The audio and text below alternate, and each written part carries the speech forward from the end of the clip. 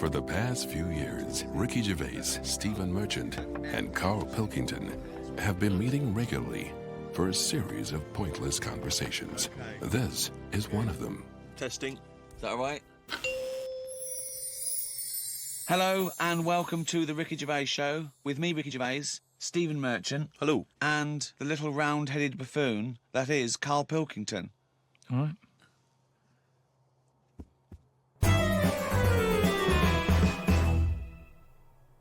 Rick, you'll be pleased to know we've already had some responses, and Simon and Mark have already emailed us in this link to something that was on the BBC News website. I don't know if you're familiar with this, but it's a remarkable story. Lion mutilates 42 midgets in Cambodian ring fight. That's just a headline. That's a hell of a headline. That makes me want to know more about the story. Well, that's what a headline should do. Spectators cheered as entire Cambodian midget fighting league squared off against African lion.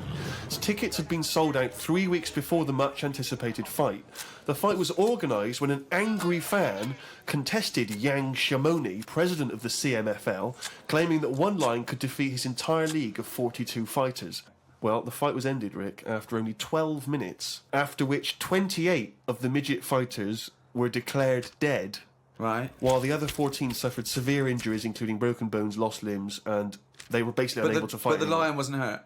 It would have seemed that the lion was okay. Oh, good. Well, that's amazing. Karl, what are your thoughts instantly? I mean, you're bound to have a take on that. See, what's annoying me is I've sent money to Cambodia because apparently they're hungry and haven't got any energy. So what's going on? Well, it's much easier to fill up a midget than it is a regular Cambodian. You know, they're I just happy feel on like a Mars bar. I'm being cheated a bit. You were conned before with a charity, weren't you? Well, a few times, yeah. What about the old lady? What was that? I got stopped, and it's like they sort of drag you in by saying, "Have you got a gran?" And I said, "No, they died," and that. It's like, "Oh, did they die of the cold?" No, she's, ill. What have you? Just old age. He said, "Well, what happens with a lot of people's grans is they die in the cold, right?" So I was like, "Oh, that's bad, isn't it?" Anyway, so she's chatting and she's showing me pictures of these old women who look cold, right? Saying, "Look at her, that's Edna. She's got no family. She can't pay the bills and all that." Yeah. So I'm like, "Oh yeah." Anyway, it goes on for about 15 minutes, and you feel bad. You give them your bank details, right? And what happens is every couple of months you get a letter from Edna. Well, it's not from her; it's typed up and what have you. But there's a picture of Edna, right? And it's saying, "Oh, this December, Edna's going to be extra cold. It's cold outside. She can't afford to pay the heat and what have you." Yeah. Keep going, right? So you keep paying every month like £5, whatever. Get another letter a few months later, right? Edna's sat there. She's got a tan. What do you mean she's got a tan? Well, when they said, she's cold, I thought they meant for the heating, not to send her on holiday for a month. She sat there with a tan. I'm not joking. Are you sure it wasn't just a slight problem in the printing? No, definitely. Sure, she looked well happy. Sure, it wasn't liver failure. You see, when does it become bad to avoid people like that? Do you know what I mean? Because some people say you shouldn't. They're people like us who just had a bit of bad luck. Well, of course they are. Yeah, I know, but I remember one on our estate, right? And she was a bit. What's the word that you can use? Because I don't want to offend anyone. But I'd say but sort of mental homeless. Is that a term? That's the official term. I think that is the new official term. It's mental homeless-itis. Right. So she lived on the estate and what have you, and she aged. How was she homeless if she lived on the estate? Well, she sort of decided to stay around there because I think people on the estate spoke to her more than people who had money. So this mental homeless woman on the estate, and what she used to do, right? She acted quite normal, and she used to always push like a pram around with her, right? Everyone was like, "She can't have a kid, can she?" Right? And she was dead happy every day. She was up and down, walking up and down the road. Anyway, one day she sort of walked past, right? Turned round and looked in the pram. There's a bucket with a face on it.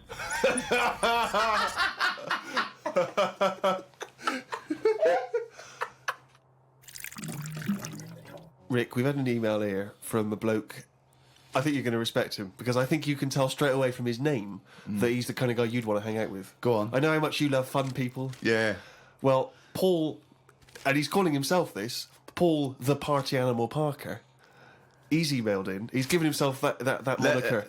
Right, I assume they're in sort of like quote marks, They're are they? in speech marks, yeah. Brilliant. Party animal Parker. And he's calling himself that. Yeah. That I can't wait. So when you picture him, what are you thinking? Millhouse. Right, okay. I think he looks like Millhouse from The Simpsons. Yeah. He's working in sort of an IT department, maybe? Yeah, for a large possibly. organisation? Oh, I think he might still be at school. Okay, right, yeah. Yeah, Yeah, I think. and this is the vital question. Do you believe him to be a party animal? I believe him to be a party animal is as much as a man with a long scarf that his mum knitted him to look like Doctor Who can be a party animal, yes. Do you think that when people are organising parties at his school, they're thinking the first person they got to get on the list and make sure he's guaranteed as You've got to take Paul the party animal. Because Because I bet he's got millions of affectations. I bet he wants to be known as the one that carries around a biscuit tin. Yeah. You know, he's got the scarf. He's the guy who only ever wears bowling shoes. It's his thing. It's his thing. He's a little bit kooky, it's his thing. And it is fairly interesting what he sent in. He's found this on the web. A Serbian man who has invented a sex machine for women. And he's appealing to Western women to test his device. It runs on a 390-volt electric engine, simulates sex, and has a 7.5-inch artificial penis. As soon as I read this, I was thinking, just imagining there going, oh, thanks for coming in, yeah, okay. So what's going to happen is there's a penis that's going to pop out from here, and it's going to have sex with you. I'm going to stand behind the machine. I've got to stand behind here. There's a lot of dials and stuff. I don't want to bore you with. Well, why do you have to stand behind it? Just I can't. It's technical stuff, but I got to be behind the machine. But there's no penis on the robot at the moment. It's just a hole. No, don't worry. What'll happen is I'll switch the machine on. I'll go behind, and then a penis will appear. Will it be like a metal-looking penis? It will be a robotic penis, but it will seem like it's a regular fleshy human penis. So you've made this sort of like robotic penis look really realistic. It's really realistic. You will not be able to tell the difference between, say, the robot one and mine, for instance. Okay, well, I don't want to see yours. No, there's absolutely not. Because I've not come around here to have sex with a person. I know, you've come around to test the machine. Yeah, and that is exactly what you're going to get. Okay, Like a well, piece of mechanical action. To a lot of people, sex is important, isn't it? You know what I mean? Not to you. Well, it serves a purpose. What purpose? No. Because you don't want to have kids, so what purpose? Just you know, Something to do in the something evening to do, innit? when the telly's broke. But for years, like they've found stuff, haven't they? Machines from like Roman times that similar to that setup. No machines in Roman times. Like that though, the old sort of knob on a stick machine thing. The old Roman love knob on a that. stick. I'm sorry, but I watch Aqueduct. Time Team every week, and Tony Robinson has never done an old knob on a stick machine. I just think of Julius Caesar sitting down and go, okay, aqueduct, we love that. Thanks for that. Straight roads, good idea. We can see the enemy coming. What have you got there? Well, I'm glad you've asked. Plumpticus. What have you got there? Wanklicus.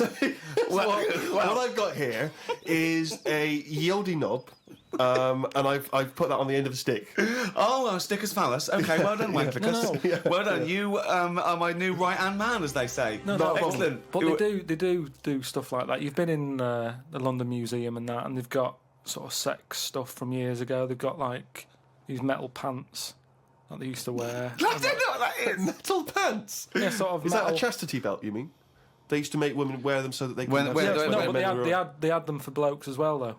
metal pants for blokes. Yeah, Why? I just think they sort of like sexy metal pants. What? Oh, I don't know what you mean What with are you sexy talking metal about? pants. Well, they'll have to look because they haven't got it in front of me. It's just something I remember seeing, some sort of sexy metal pants that they used to wear. But what are you saying, sexy metal Carl, pants? they that always was have not to British be- Museum. That was Soho. No, what I mean That was is Old Compton Street. You were looking they in the always shop had to window. be ready for like battle and that, but these were a little bit sexy but protective at the same time. I love that. So, Lancelot, are you ready to face the Black Knight? Yeah. What do you think of these? Huh? I just want to look good on the battlefield. Will there be women watching, cheering us on? Well, you're not going to fight like that, are you? What about your chest? I'm going to wear nothing except these sexy metal pants. But what about your chest is exposed? no, Nothing is- well, it's a good chest. I'll be working out. Yeah, I know. But what I mean is, you want metal I've all actually over. been lifting up the round table every week. I just work out, do that about 4 times a day. But that machine, right? Why did it have to be a woman, or could they have got a little gay fella in? I Let don't me know. just check. It doesn't actually specify the small print here. I love that. Why do you want to see a little gay fella be? I don't want to see it. I'm just saying they're sort of more.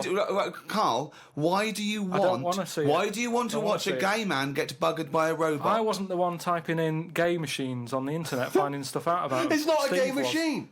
You just made it into a game machine. Yeah, he wanted to pleasure women with this machine. You're saying, can I see a little gay fellow get a robotic cock up his arse? You're the one requesting that, Karl I don't want Pilkington. that. I'm just saying that. You're the one that wants to see gay men with metal stuff up their anus.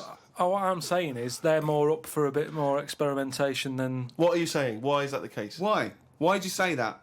No, just they're just, you know, butt plugs and that. I mean, what I'm saying is... What, you can't just say butt plugs and that. I'm just saying that I reckon they'd be up for it. What do you know I'm about saying. butt plugs? I don't know anything about them. I just remember seeing an advert for some once in a sex shop. What are you doing? No, I wasn't. I was just walking past. I was walking past the sex shop and that.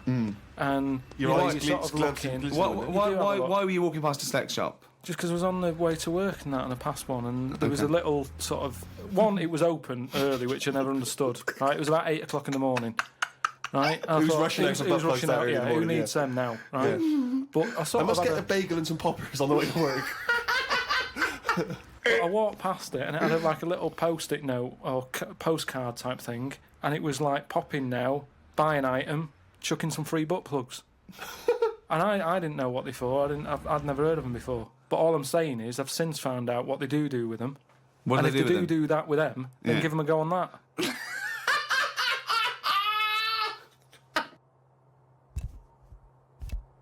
Another email here. It's an interesting fact. I'm hoping it's true.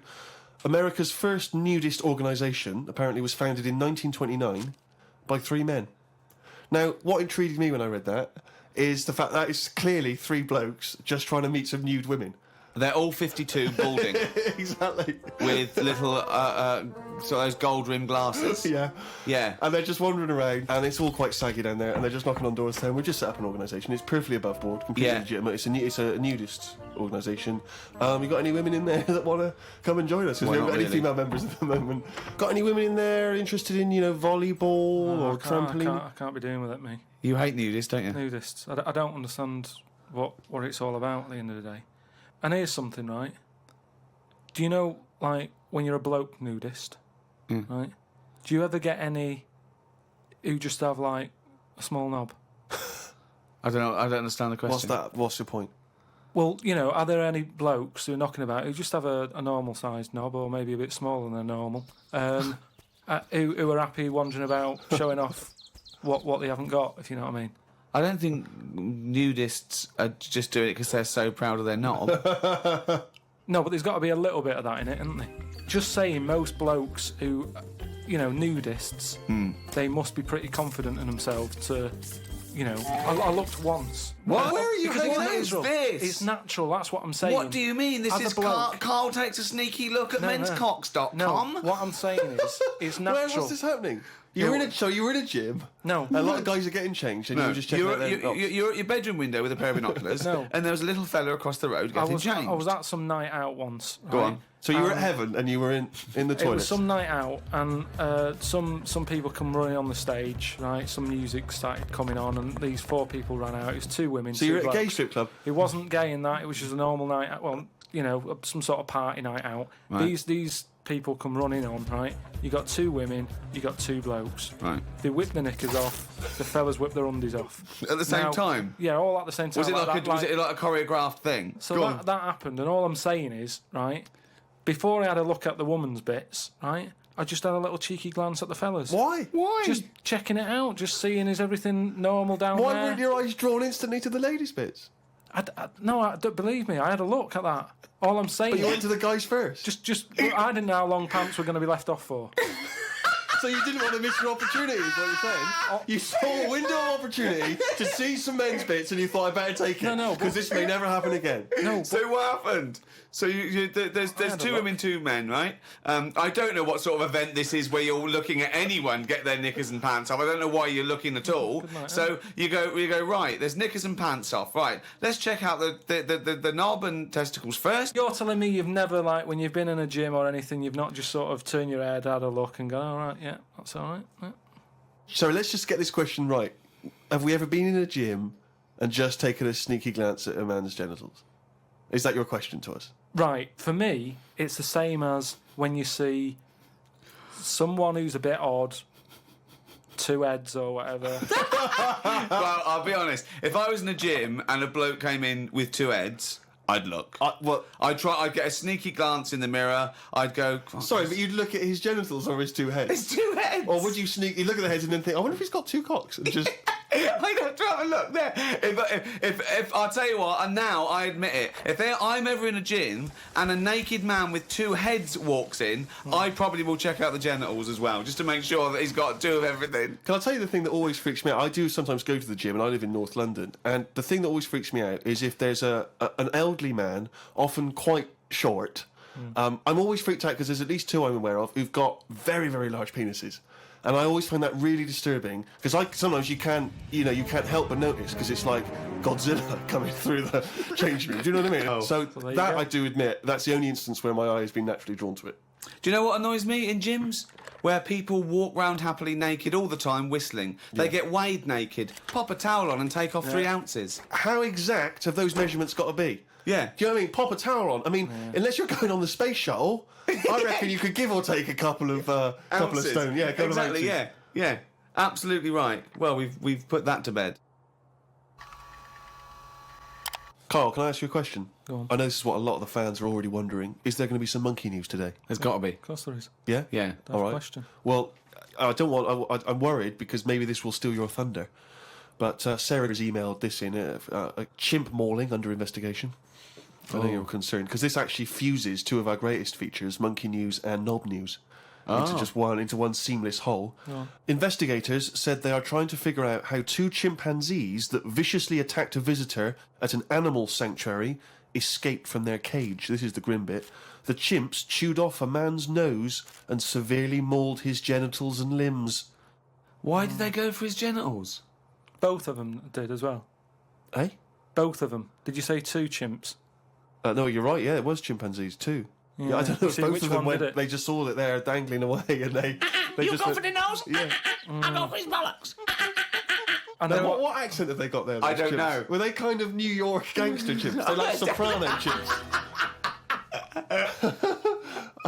What happened to them anyway? Well, unfortunately, they were shot dead by the authorities. You see, that annoys me a bit. I know, but again... What are you talking about? They're attacking people's gonads. I know, but they were happy in an African jungle a couple of years ago. That's what they do, isn't it? That is what they do. But why aren't they just sort of tranquilised?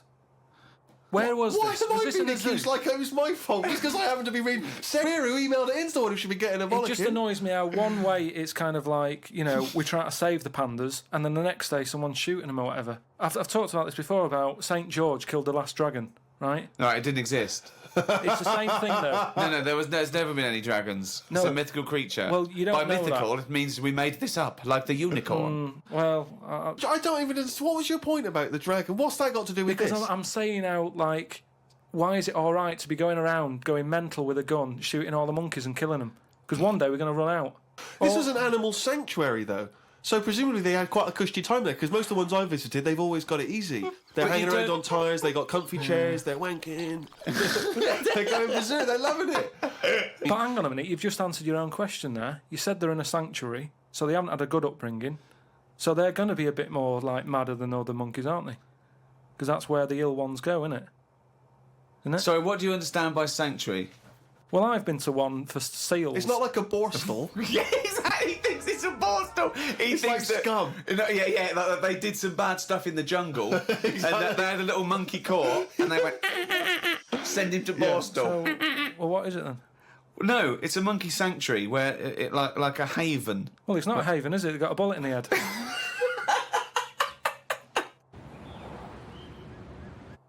Talking of eating knobs, Carol Thatcher, a daughter of one of our leaders. Sure. Well, you saw it in I'm a Celebrity, Get Me Out of Here. She popped a couple of bollocks in the mouth, chewed them up, swallowed them. Oh. Kangaroo penis there, dried. She couldn't even get... It was so tough, she couldn't even get through it. And then she... eventually she eats it. What was it, like a pepperoni? Yeah. And she... What do you think of that, Carl? What, eating that sort of stuff? Yeah. I watch it. I like those little trial bits, right? Yeah. But what I don't think people realise is, right, it is hard eating a little kangaroo knob. Right? Really? How do you know? No, it's just, you think about it and you go, oh, couldn't do that, right? But what they never mention on the TV programme, which I think takes it to the next level, right? They're eating that at like 7:30 in the morning. Sure. Right. Which is worse, innit? Yeah. Do you know what I mean? If I was there and Ant and Dec said, right, Carl, eat the knob, I'd go, hang on a minute. Give us a few hours. Let me get some rice and that on my belly and just sort of fill me up a little bit more. I'll pop back at about 6:30 this evening. Right. Have it ready.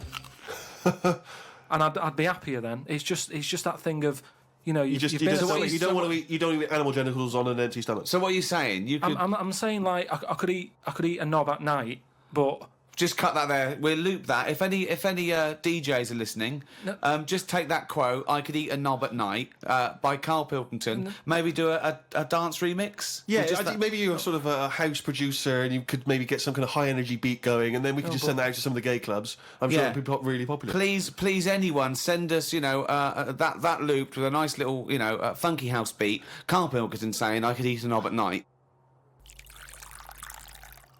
Rick, it's that time again. It's what everyone's waiting for. Can you do the jingle for us?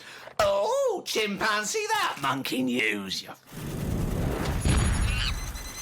Right, this week the monkey news is about, we all know, like, there's monkeys knocking about that aren't happy in this country. Sure. It is a big problem, it's an epidemic. So they've set up like this place.